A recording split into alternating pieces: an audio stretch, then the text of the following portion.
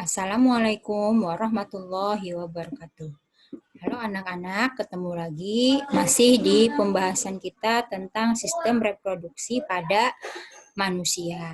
Nah, kemarin kita sudah membahas tentang pembelahan sel. Nah, selanjutnya hari ini kita akan membahas tentang struktur dan fungsi sistem reproduksi pada manusia.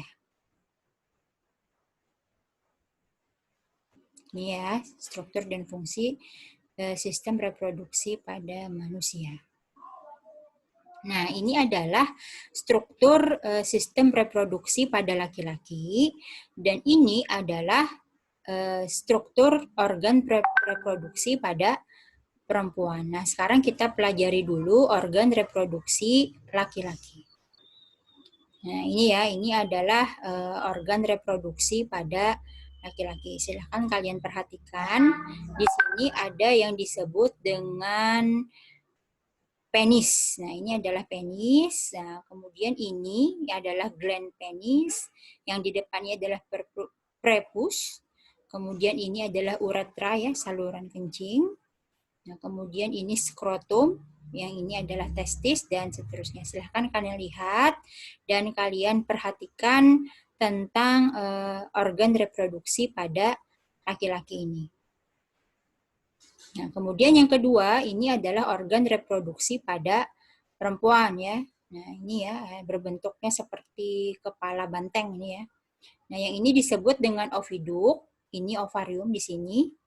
Ini serviks atau kanker rahim, ini adalah vagina, uterus, endometrium, dan ini adalah ovum ya, yang berasal dari ovarium. Nanti dia akan melewati oviduk untuk kemudian sampai di uterus.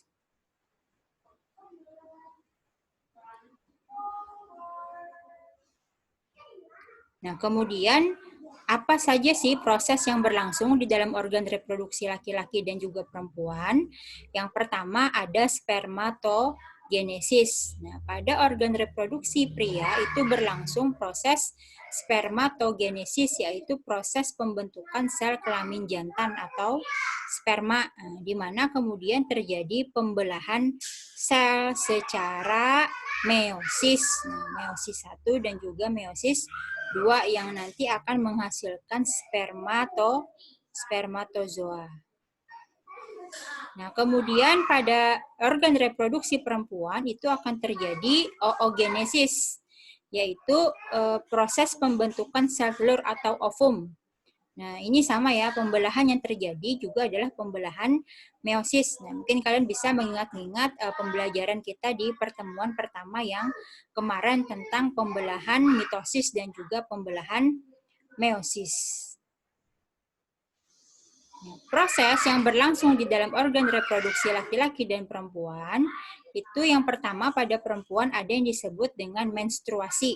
Nah, jadi ketika seorang wanita dewasa itu setiap bulan melepaskan satu sel telur matang dari salah satu ovariumnya. Nah, apabila tidak terjadi fertilisasi atau pembuahan, maka akan terjadilah pendarahan yang disertai luruhnya sel telur dan lapisan endometrium. Nah, pendarahan inilah yang kemudian disebut dengan menstruasi, ya, yang terjadi secara periodik dan biasanya itu terjadi dalam siklus selama 28 hari. Ya. Nah, kemudian ada juga yang disebut fertilisasi. Nah, itu adalah ketika sebulan sekali ovarium itu melakukan ovulasi namanya, yaitu pengeluaran sel telur matang yang berupa oosit sekunder, yang kemudian nanti ini siap dibuahi oleh sperma. Nah, peleburan antara sel telur dengan sperma ini disebut dengan pembuahan atau fertilisasi. Nah, fertilisasi ini akan terjadi di dalam tuba falopi dan dia akan menghasilkan zigot. Nah, terjadi di sini ya. Nah, itu. Baik, sampai di sana itu adalah tentang organ reproduksi pada laki-laki dan juga pada perempuan. Nah, untuk lebih jelasnya kalian bisa melihat lagi ini ya organ reproduksi ini.